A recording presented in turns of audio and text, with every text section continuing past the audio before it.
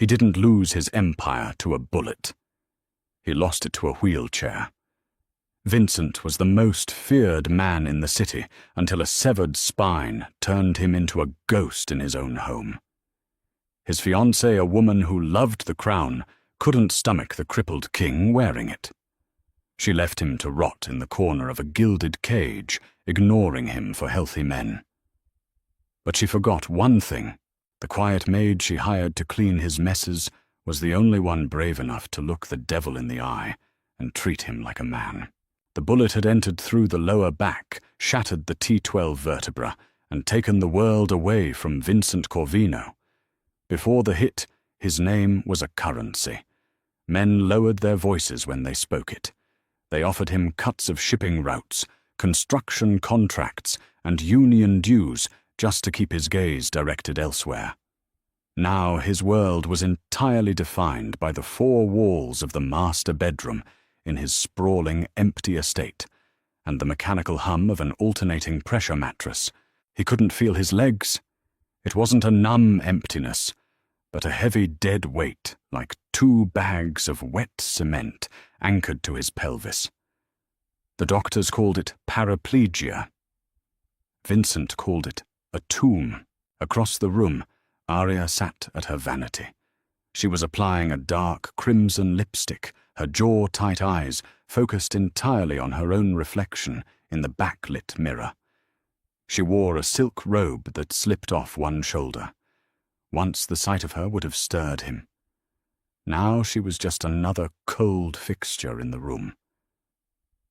Dominic called again, Aria said. She didn't look back at the bed.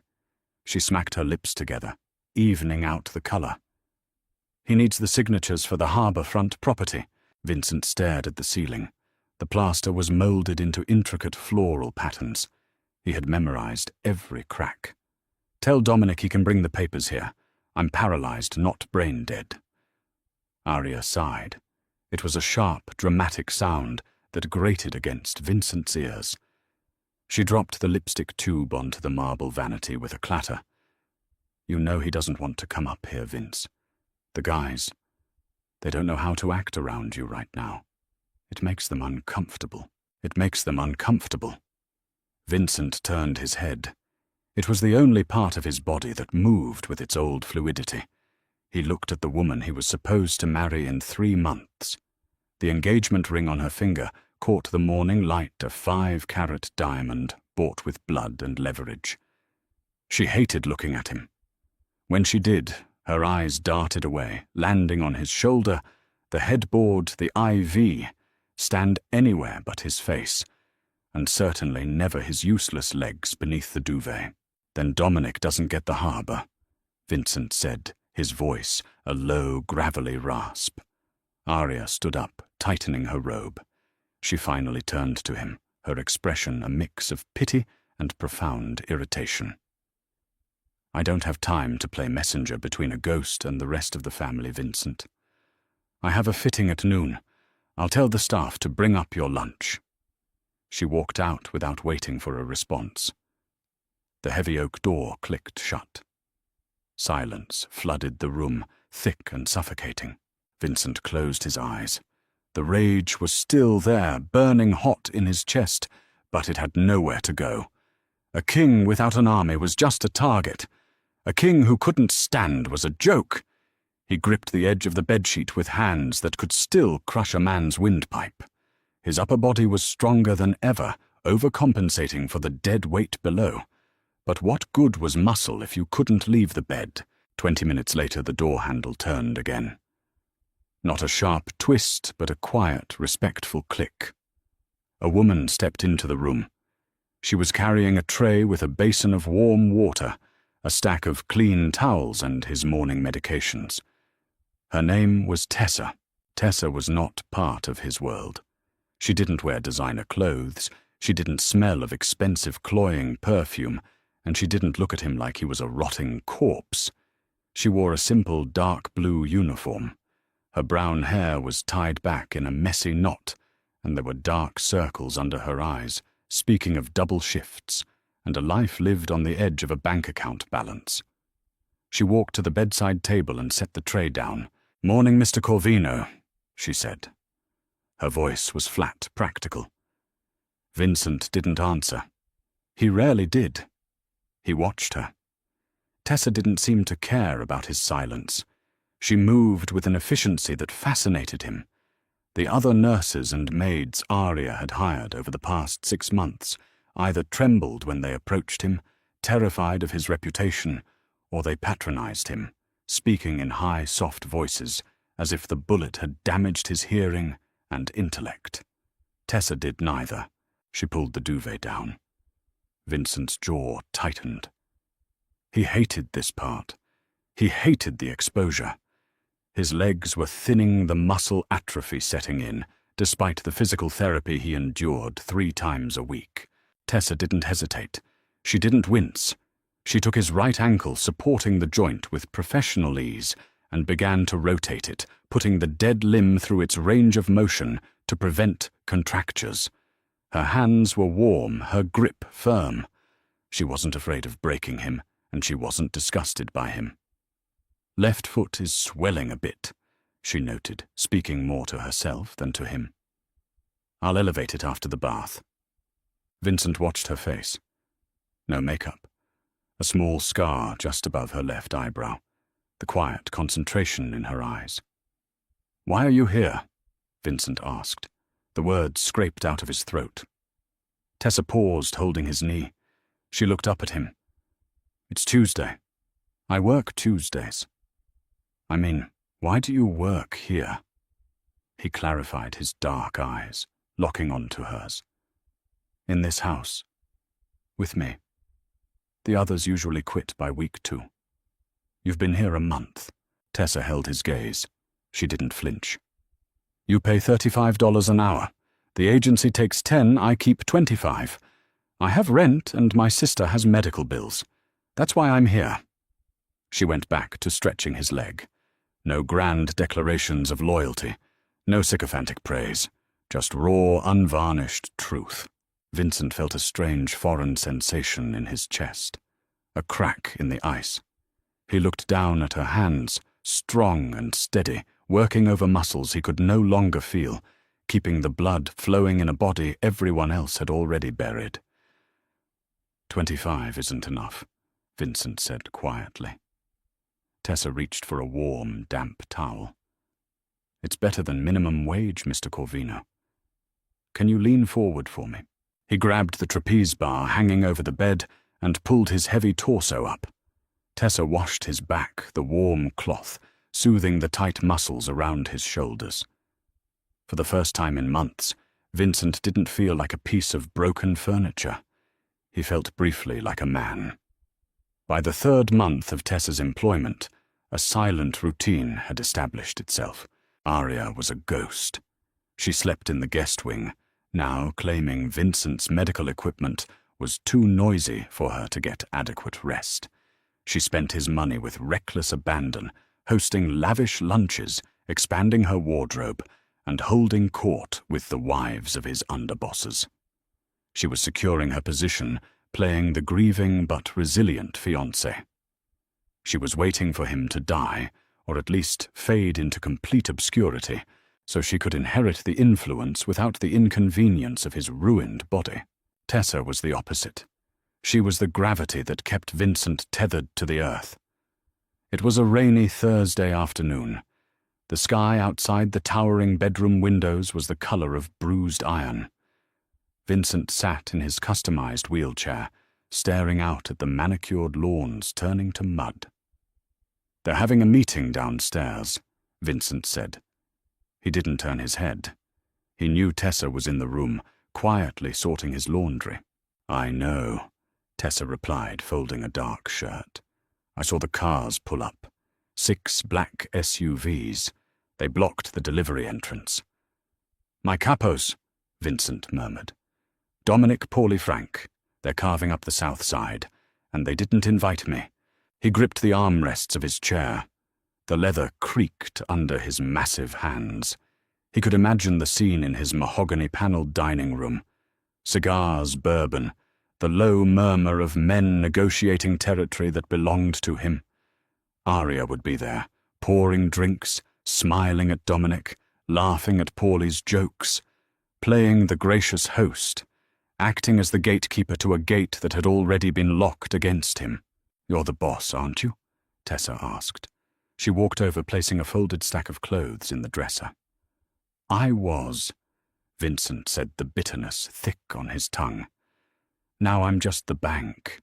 They use my name to keep the streets quiet, but they don't answer to me. A wolf pack doesn't follow a crippled alpha." Tessa closed the dresser drawer. She walked over to his chair. She didn't offer a platitude. She didn't tell him he was still strong or that things would get better. She dealt in reality, just like he did. "Your catheter needs emptying," she said, pulling on a pair of blue latex gloves.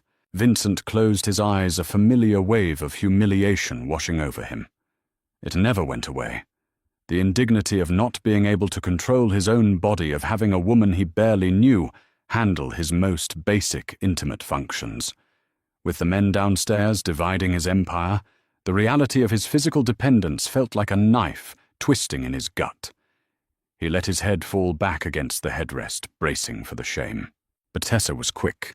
She was clinical, yet gentle. She knelt beside his chair, unhooking the bag strapped to his calf. She didn't make a face. She didn't rush, nor did she dawdle. "You're angry," Tessa said quietly, emptying the fluid into a basin. "I'm a lot of things," Vincent said, his voice tight. "You're letting them treat you like you're dead," Tessa stated. It wasn't an accusation. It was an observation. She wiped the valve with an alcohol pad and reattached it to his leg, securing the Velcro straps so they wouldn't chafe his skin. Vincent opened his eyes and glared at her. "What do you suggest, Tessa? Should I roll down there and run them over? Should I challenge Dominic to a fist fight? I can't feel my goddamn legs." Tessa stood up, pulling off the gloves and throwing them in the biohazard bin. She walked to the bathroom, washed her hands, and came back.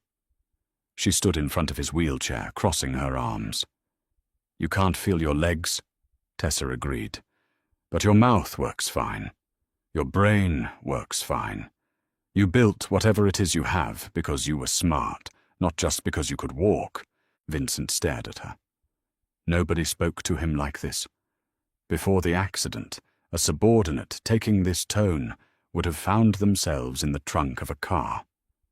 Now, from this tired, underpaid maid, it felt like the first breath of clean air he'd had in a year. "Arya tells them I'm too weak for visitors," Vincent said. "Arya tells them what suits Arya," Tessa countered. She leaned down slightly, bringing her face level with his. Her eyes were hazel, flecked with green, and completely devoid of fear. "She treats you like a burden, Mr. Corvino, because you let her. You stay up here in this room like a prisoner. You eat when they tell you, you sleep when they tell you. And what do you care?" Vincent shot back his chest, rising and falling heavily.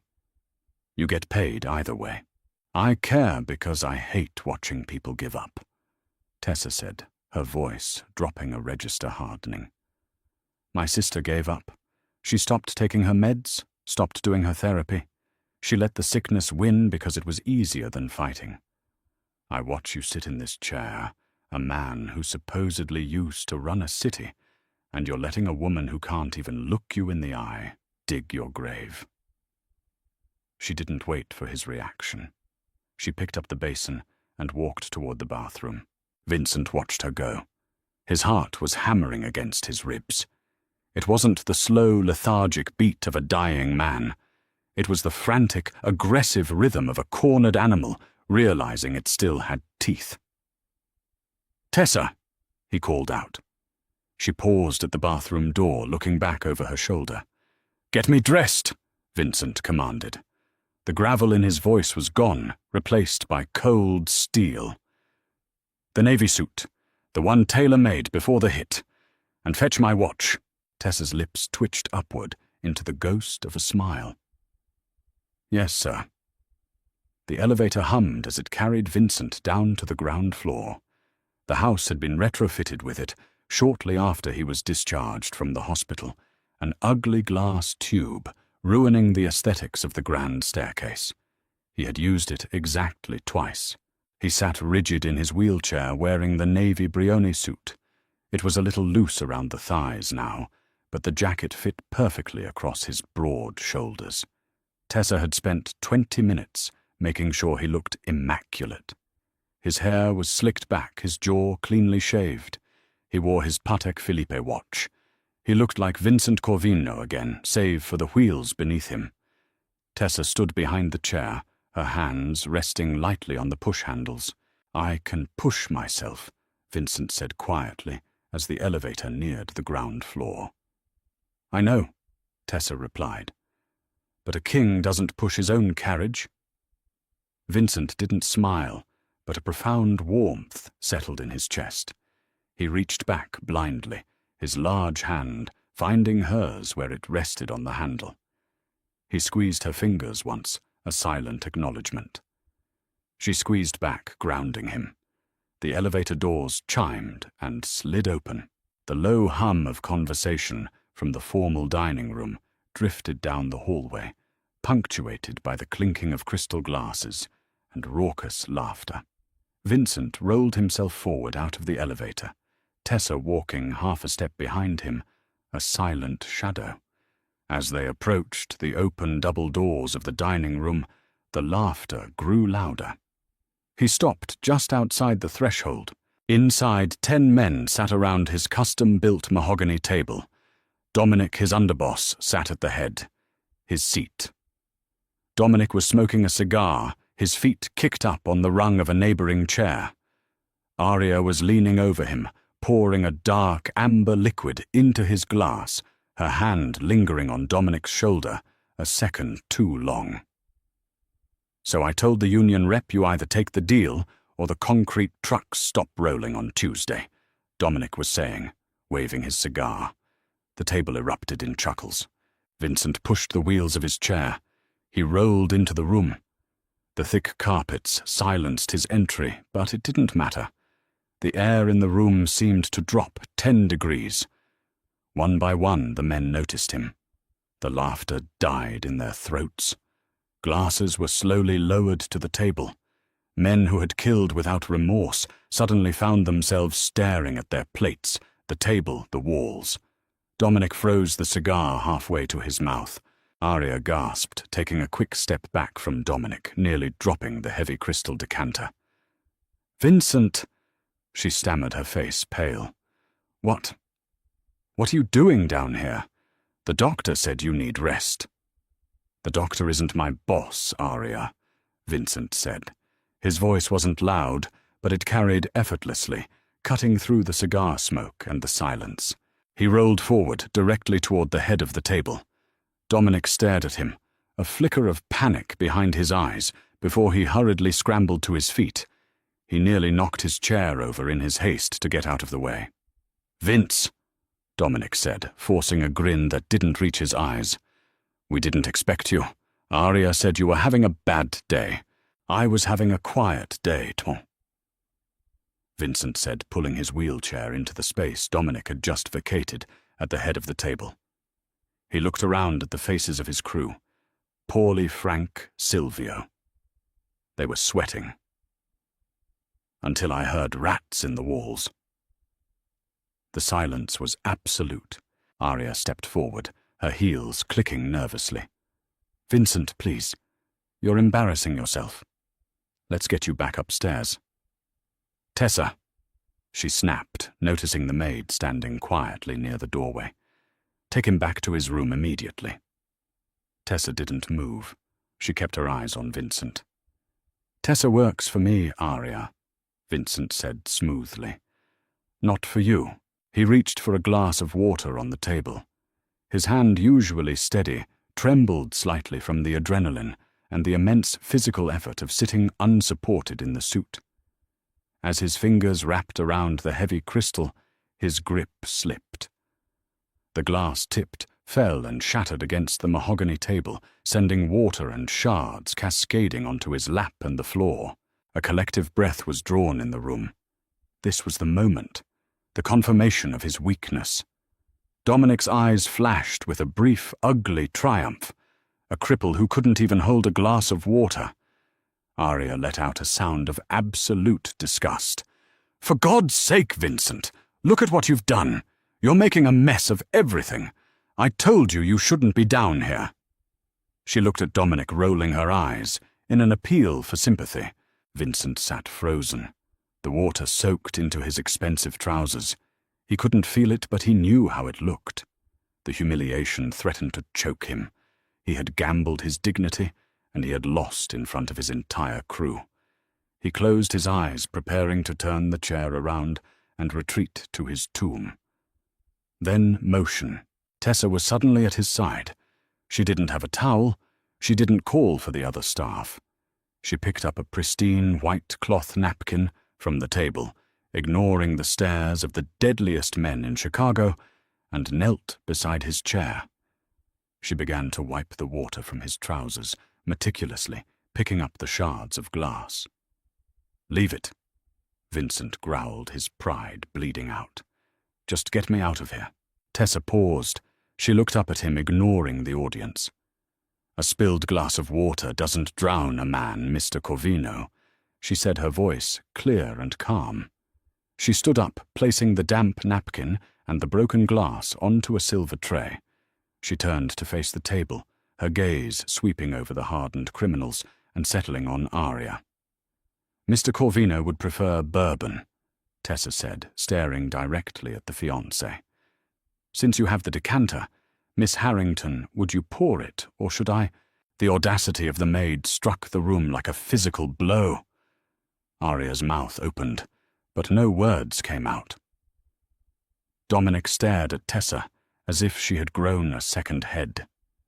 Vincent looked at Tessa standing tall by his side, defending his dignity when his own body had betrayed him. She wasn't just a maid. She was a soldier. His soldier. He leaned forward in his chair, resting his forearms on the table, the weakness vanishing, replaced by a cold, terrifying authority. He looked at Dominic. "Pour the drink, Arya." Vincent ordered, never taking his eyes off his underboss. "And then pack your bags. You're moving out tonight." Arya didn't leave quietly. The house echoed with the sound of slamming drawers and shattering perfume bottles. In the dining room, the men had filed out fast. They didn't run, because made men don't run, but their exit was a hasty, synchronized retreat. Dominic was the last to leave. He had paused at the door, trying to salvage the sudden collapse of his coup. He offered a tight plastic smile. "Glad to see you out of bed, boss. We were just keeping the seat warm, keeping the engine running." Vincent hadn't looked at him. He just stared at the amber liquid in his glass. "The engine is mine, Dom. If I catch you behind the wheel again, I'll break your hands. Now get out of my house." Dominic's jaw had clenched, a fleeting look of pure malice crossing his features before he nodded and slipped out into the rain. Now, an hour later, the front door stood open. Two of the estate's security guards were hauling Arya's matched Louis Vuitton luggage out to a waiting town car. Vincent sat at the head of the dining table. The spilled water was gone. The broken glass was swept away. The only proof of his moment of weakness was the damp chill seeping into his trousers, a sensation he could only feel at the very top of his thighs, where the nerve damage frayed into healthy tissue. High heels clicked violently against the marble floor of the foyer. Arya stormed into the dining room, a trench coat pulled tight around her waist. Her face was flushed, her perfect makeup marred by furious, genuine tears. It was the most real emotion he had seen from her in 6 months. "You're making a mistake!" Arya spat, her voice trembling with rage. "You think you can just throw me out after everything I've sacrificed for you." Sacrificed. Vincent turned his wheelchair slightly to face her. "You drank my wine, spent my money, and auditioned my underboss for my job while I lay in a bed upstairs. The only thing you sacrificed was your dignity. Arya sneered, crossing her arms. She looked down at his legs, a cruel, practiced weapon. You need me. Look at you, Vincent. You're half a man. You think Dominic respects you. You think any of them do. They're laughing at you. Without me playing the loyal wife to smooth things over, they'll eat you alive. Let them try, Vincent said smoothly. You're pathetic, she hissed, her voice dropping to a venomous whisper. She looked past him, her eyes landing on Tessa, who stood quietly near the credenza. And you? You think you're special because you wiped up his mess. You're a maid. When he finally chokes on his own spit, you'll be out on the street with nothing. Tessa didn't blink. She didn't shrink under the wealthy woman's glare. She picked up a dry microfiber cloth and began to polish the mahogany table where the water had spilled. Drive safe, Miss Harrington, Tessa said flatly. The roads are slick. Arya let out a breathless scoff of disbelief, spun on her heel, and marched out of the house. The heavy oak front door slammed shut with a finality that rattled the crystal in the chandelier. Silence reclaimed the room, the grand, echoing quiet of a tomb. But for the first time in a year, Vincent didn't feel like a corpse. He looked over at Tessa. She was still wiping the table, her movements methodical and calm. You just made a powerful enemy, Vincent noted. His voice was a low rumble in the quiet room. Arya comes from money. Her father has judges in his pocket. I clean toilets for a living, Mr. Corvino, Tessa replied, not looking up. I'm not afraid of a woman whose biggest hardship is a chipped manicure, Vincent exhaled slowly. It was the closest thing to a laugh he'd produced since the bullet hit him. He reached for the glass of bourbon Arya had poured before she was banished. He picked it up. His hand was steady now. The tremor of exhaustion and adrenaline had passed. He took a slow sip, the alcohol burning a clean path down his throat. We need to change the locks, Vincent said.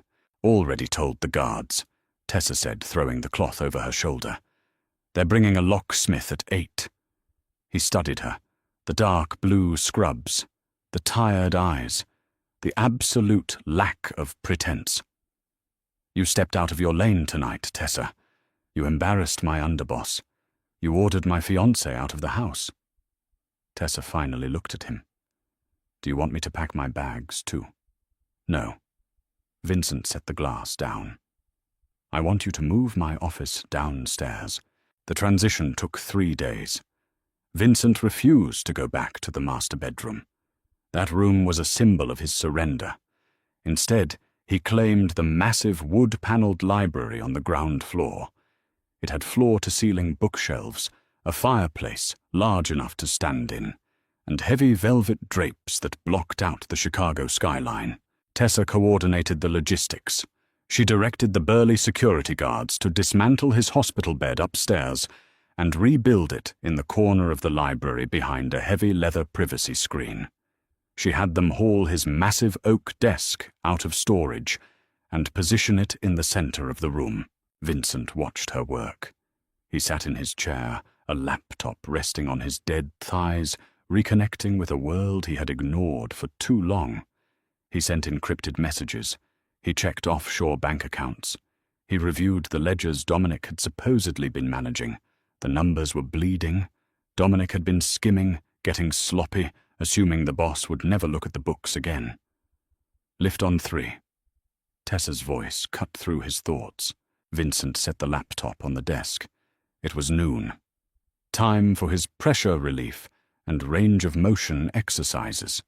Tessa wheeled him behind the leather screen. She locked the brakes on his chair. This was the brutal reality of his life, the ugly mechanical maintenance of a broken body. Before he had hated it. He had stared at the wall, wishing he were dead, while a carousel of terrified nurses handled him.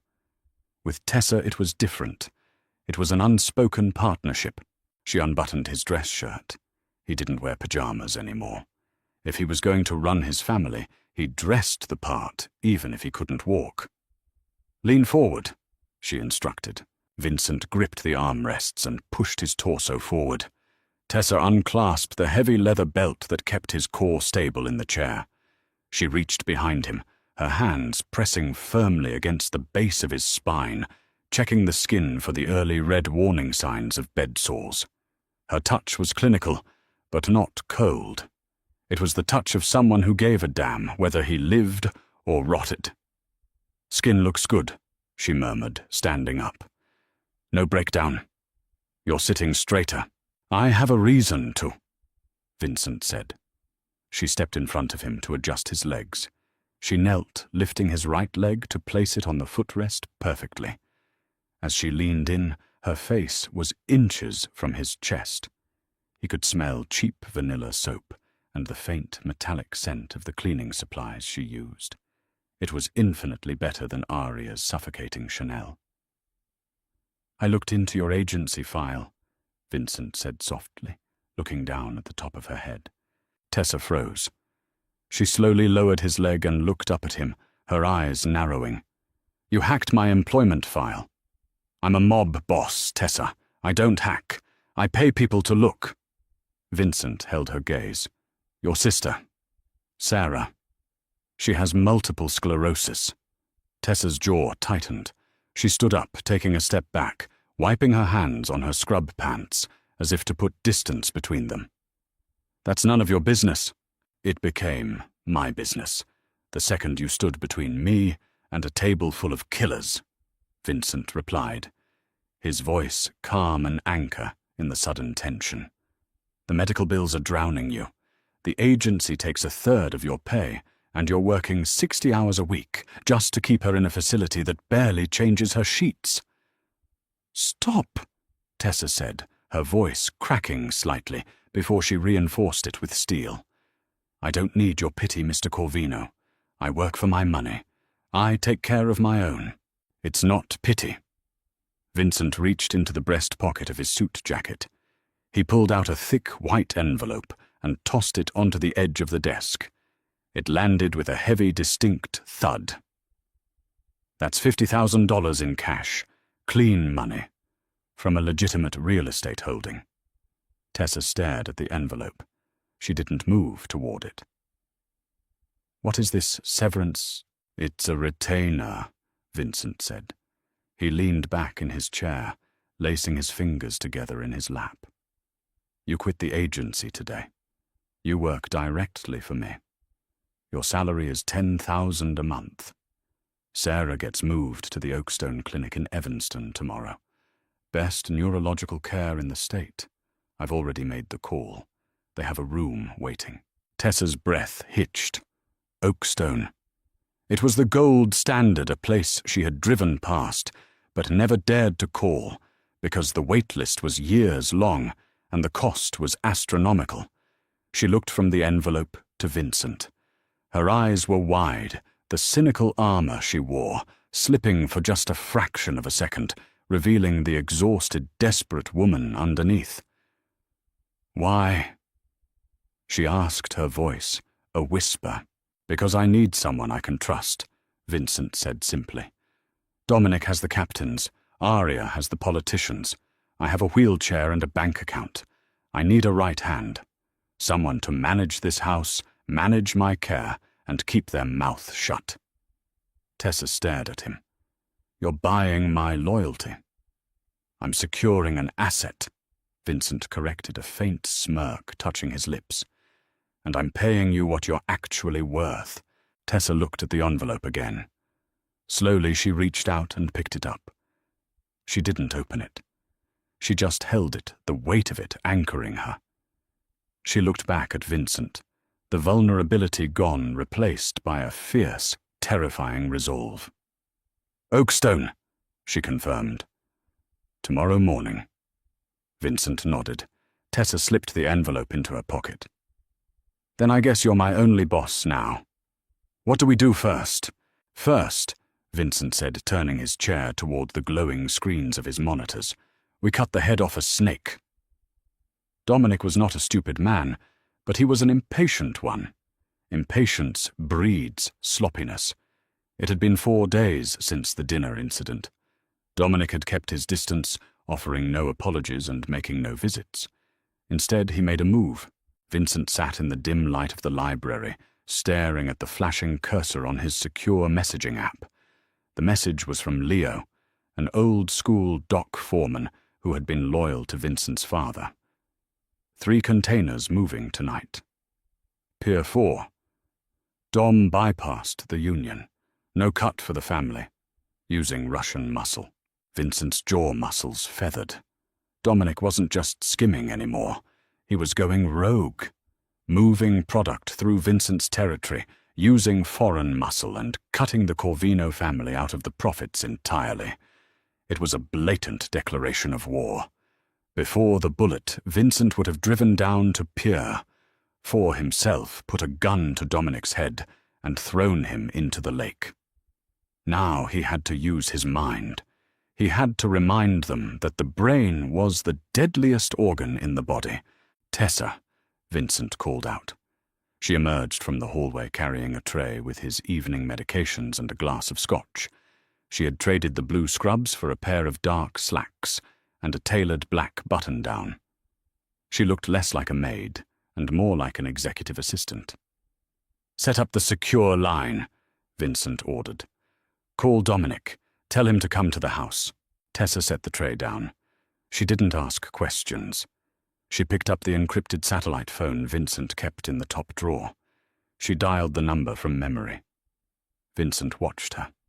She held the phone to her ear, her face completely passive. "Dominic, it's Tessa. Mr. Corvino needs to see you at the estate. Now." She paused, listening to the voice on the other end. Her eyes flicked to Vincent. "He doesn't care if you're eating dinner. He said now. Come to the library entrance." She hung up. "He's pissed," Tessa reported, setting the phone down. "Said he'll be here in 20. Good, let him be pissed." Vincent rolled his chair over to the heavy oak desk. He opened a lower drawer and pulled out a leather-bound ledger, tossing it onto the desk. "He thinks because I can't walk, I can't reach him." 25 minutes later, the heavy library doors swung open. Dominic stepped inside. He wore a sharp grey suit, his top button undone. He looked around the room, taking in the monitors, the medical screen in the corner, the thick files on the desk. He looked uneasy. The library didn't feel like a sick room. It felt like a war room. Tessa stood behind Vincent's chair, her hands clasped behind her back. "You called boss," Dominic said, walking toward the desk. He didn't sit. He stood tall, a subtle assertion of physical dominance over the man in the chair. "I was in the middle of a sit-down with the South Side crew, trying to keep the peace since you've been out of commission." Vincent didn't look up immediately. He slowly opened the leather ledger. He flipped a few pages. "Pier 4, Dom," Vincent said softly. Dominic stopped halfway to the desk. His shoulders stiffened. "What about it?" 3 containers. Moving tonight. Bypassing the union using Russian muscle. Vincent looked up, his eyes, flat dark and devoid of any humanity. "You're running private shipments through my port, using my infrastructure and pocketing the gross." Dominic let out a short, nervous laugh. He ran a hand through his hair. "Vince, you got it wrong. It's a side thing. Small potatoes. I was going to bring you in on the back end once the logistics were smoothed out. You've been stressed, man. I was handling it." "You're stealing from me," Vincent corrected. His voice never raised above a conversational tone. That was what made him terrifying. "You're using the power vacuum you think exists to line your own pockets and build alliances with the Bratva." Dominic's face hardened. The pretense of respect vanished. He took a step closer to the desk, leaning his knuckles on the wood. He looked down at Vincent. "Let's be real here, Vince," Dominic said, his voice dripping with condescension. "You're done. You sit in this chair all day, having your nurse wipe your ass, The men respect strength. They respect a guy who can actually stand up and fight for them. You think you can hold the city together with a laptop and a phone? The Russians are moving in. If I don't make deals with them, they'll roll right over us. I'm saving this family." "You're a parasite," Vincent said smoothly. Dominic's face flushed purple. He reached inside his suit jacket. Tessa didn't scream. She didn't flinch. She simply shifted her weight, dropping her hand into her slacks pocket, wrapping her fingers around the cold steel of the snub-nosed .38 Vincent had given her 2 days ago. But Vincent didn't need a gun. "Pull it, Dom," Vincent whispered, staring directly into Dominic's eyes. "Pull the gun. Shoot a paralyzed man in his own home. See how long you last on the street. The commission will have you skinned alive before sunrise for breaking the rules." Dominic hesitated, his hand hovering over his holster. His chest heaved. He was trapped. He couldn't kill the boss without sanction, and he couldn't back down without looking weak. Vincent reached forward and tapped a key on his laptop. "I don't need to stand up to crush you, Dominic," Vincent said. "I just need a Wi-Fi connection." He turned the laptop monitor around so Dominic could see it. On the screen was a live feed of Pier 4. The 3 shipping containers were sitting under the halogen lights. Surrounding them were 20 heavily armed men wearing black tactical gear. But they weren't Russians. They were the Corvino family enforcers led by Paulie and Frank. Dominic's face drained of color. "What did you do?" "I made a few phone calls," Vincent said, leaning back in his wheelchair. "I told Paulie and Frank that you were selling them out to the Russians. I showed them the bank transfers you've been making to offshore accounts money you stole from their cuts. They were very disappointed in you, Dom." Dominic stared at the screen, watching his illegal shipment being seized by the very men he thought he controlled. His breathing became shallow, panicked. He looked at Vincent, finally seeing the monster that had built the empire in the first place. The wheelchair disappeared. All Dominic saw was the devil. "Vince?" Dominic stammered, taking a step back. "Vince, come on. We grew up together. I was just trying to keep the money flowing. Tessa." Vincent said, not taking his eyes off his underboss. "Yes, Mr. Corvino. Call the front gate. Tell the guards to let Dominic's car through."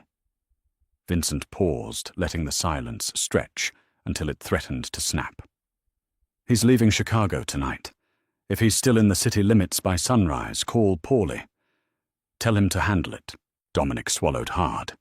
He looked from the laptop to Vincent to Tessa, standing like a stone sentinel behind the chair. He had been beaten without a single punch being thrown.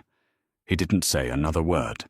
He turned and walked out of the library, his posture defeated. His empire crumbled into dust.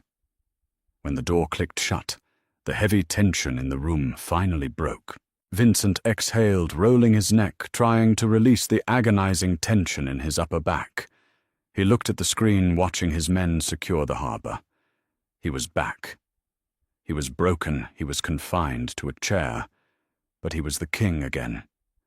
He felt a hand on his shoulder. It was a light touch, but firm. He looked up. Tessa was looking down at him. There was no fear in her eyes, only a profound, silent respect. "Your scotch is getting warm, boss," she said softly. Vincent looked at her, the corners of his mouth twitching upward in a genuine, tired smile. He reached up and placed his large hand over hers, where it rested on his shoulder. "Then pour me another one," he said. Winter hit Chicago like a hammer. The wind, coming off Lake Michigan, rattled the heavy reinforced glass of the library windows, but inside the temperature was strictly controlled. 3 months had passed since Dominic's exile. The city's underworld had held its breath, waiting for the Corvino family to tear itself apart. Instead, the family tightened its grip. Paulie and Frank, terrified by the reach of a boss who never left his house, fell in line with religious devotion. The money flowed, the streets were quiet, and Tessa was no longer just the maid. She was the gatekeeper. Men who had spent their lives breaking kneecaps and intimidating witnesses now stood nervously in the foyer, waiting for a 30-year-old woman in tailored slacks to grant them an audience. She managed Vincent's schedule, his medical routines, and his communication. But the body is not a machine, and a severed spine is not a clean break. It is a chaotic, misfiring circuit board. It happened on a Tuesday night. The house was quiet, the security detail patrolling the perimeter in the snow. Vincent was at his desk, reviewing the week's laundering receipts from a chain of South Side dry cleaners. Tessa was sitting on the leather sofa, near the fireplace, reading a hardcover novel. Without warning, Vincent's right leg shot straight out. His knee locked with a violent, sickening crack of cartilage. His foot hit the underside of the heavy oak desk hard enough to rattle the monitors. Vincent let out a sharp, breathless grunt. He grabbed the armrests of his wheelchair, his knuckles turning white. Tessa dropped her book. She crossed the room in 3 strides, dropping to her knees beside his chair. "Spasm?" she asked, her voice tight, already reaching for his locked leg. "Yeah," Vincent ground out through clenched teeth. Sweat was instantly beading on his forehead. "Bad one." He couldn't feel the pain of the impact against the desk, but he could feel the terrifying phantom pressure in his hips.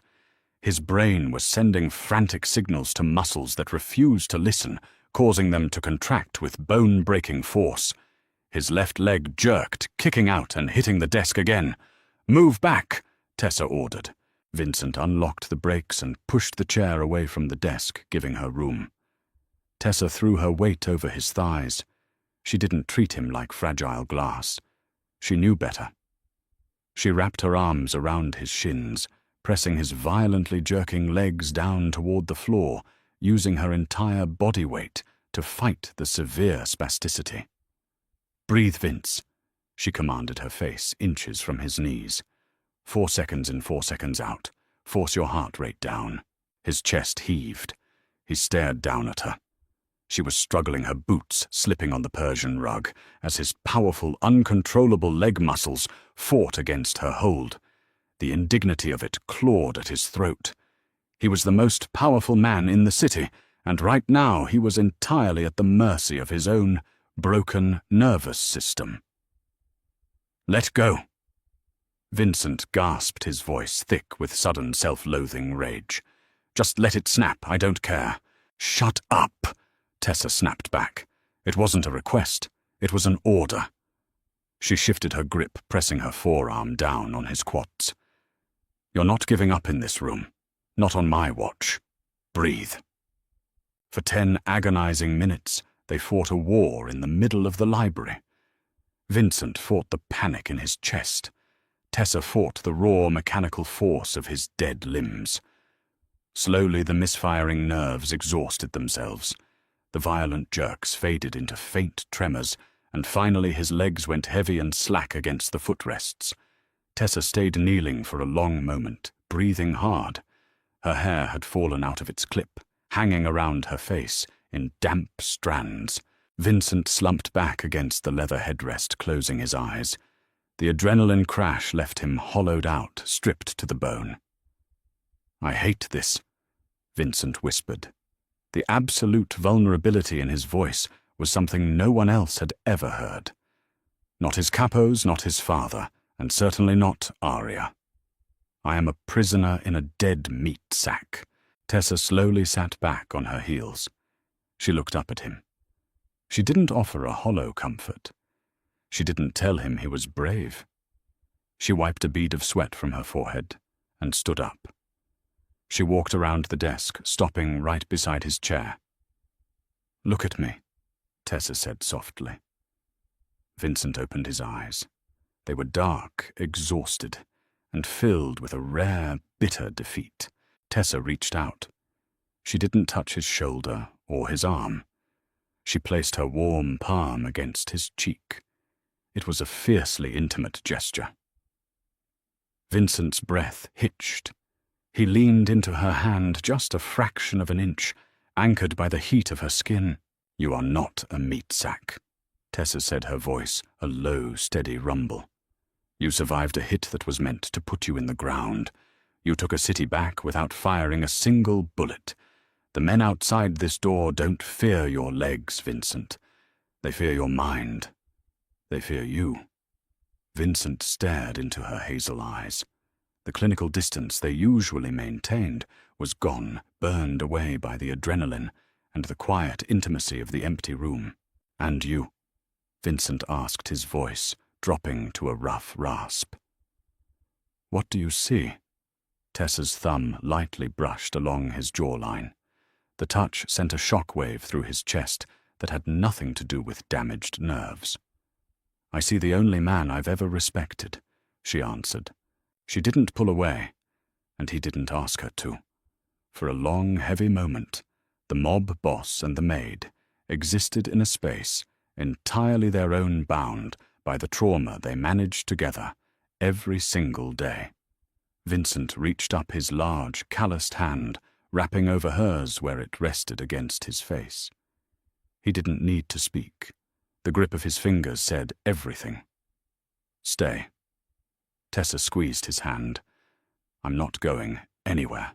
Aria Harrington was a woman who didn't understand the concept of a final warning. Stripped of her status as the future queen of the Corvino Empire, she found herself an outcast in the very social circles she used to rule. The wives of the underbosses stopped returning her calls. The boutique owners no longer offered her champagne. She was a pariah tossed out by a crippled man, which made the humiliation absolute.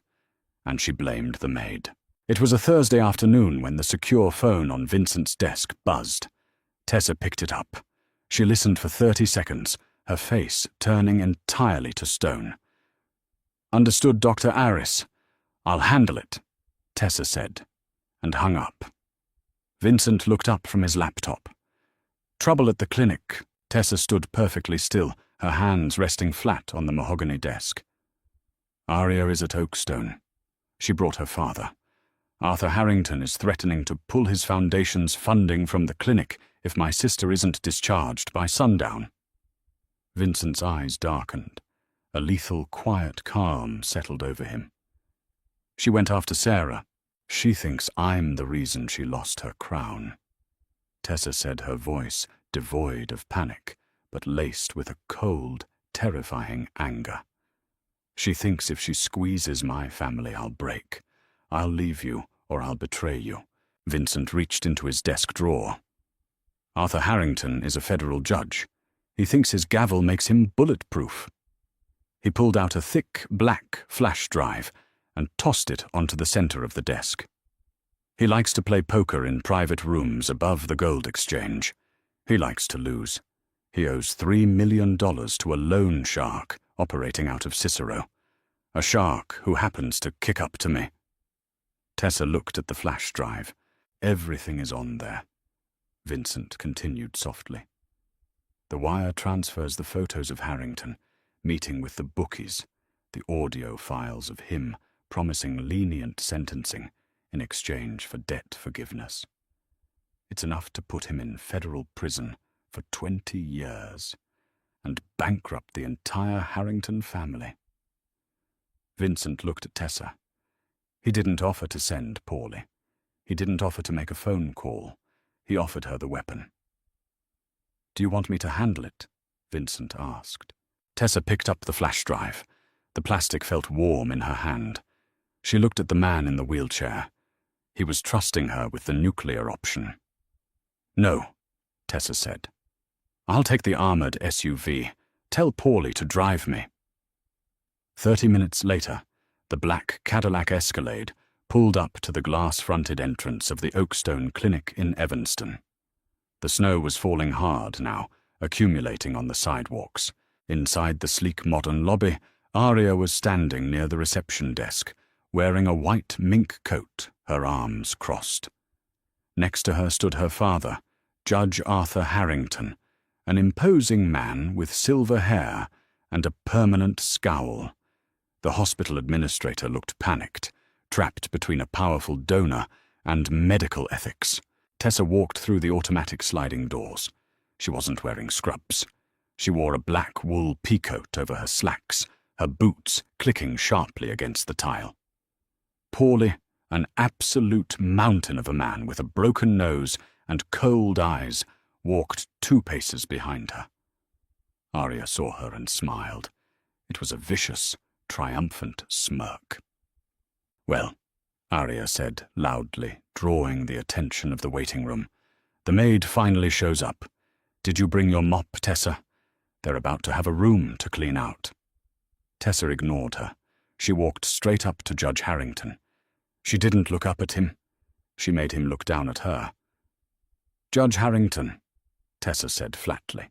"I don't speak to the help," the judge sneered, glancing at the administrator. "Have security remove this woman and process the discharge papers for Sarah Rossi immediately." Tessa reached into her coat pocket. She pulled out the black flash drive and held it up between her index and middle fingers. $3 million is a lot of money to lose on a pair of 8s, Arthur," Tessa said. The judge froze.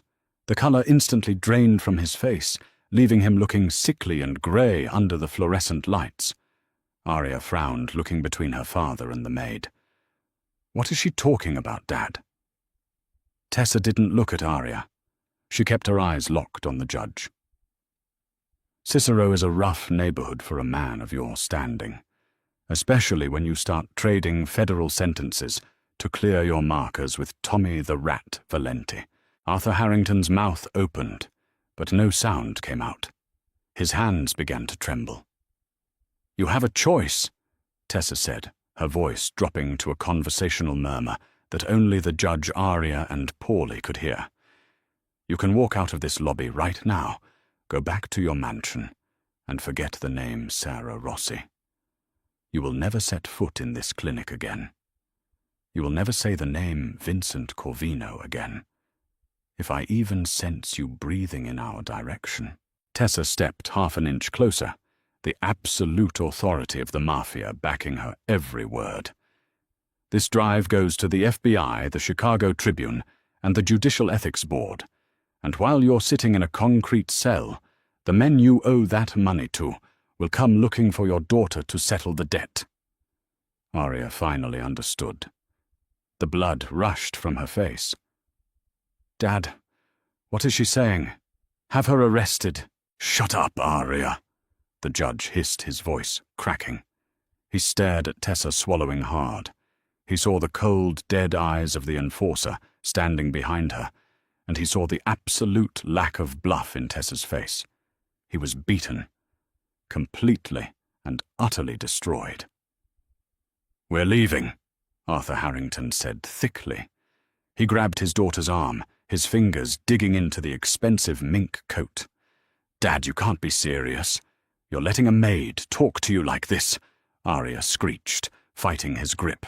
"She's not a maid, you stupid girl," the judge snarled in terrified realization. "Walk." Tessa stood in the center of the lobby, watching as the judge practically dragged his screaming daughter out the sliding glass doors and into the freezing snow. The hospital administrator let out a shaky breath, wiping his forehead with a handkerchief. "Miss Rossi, I apologize for the disturbance. Your sister's room is secure. Make sure she gets her physical therapy at 2 o'clock, Tessa said calmly. She slipped the flash drive back into her pocket, turned around, and walked out to the waiting SUV. The fire was roaring in the massive stone hearth of the library when Tessa returned. The snowstorm had escalated into a blizzard, blanketing the estate in a thick, insulating white. Vincent was sitting near the fire, a glass of bourbon in his hand. He wasn't at his desk. He was just a man watching the flames. Tessa took off her coat, shaking the snow from the wool, and hung it on the rack near the door.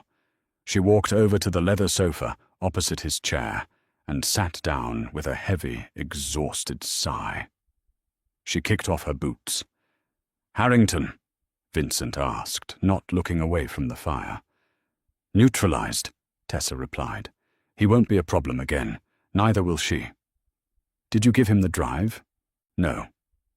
Tessa pulled the piece of black plastic from her pocket and tossed it onto the coffee table between them. I keep my leverage. That's what you taught me.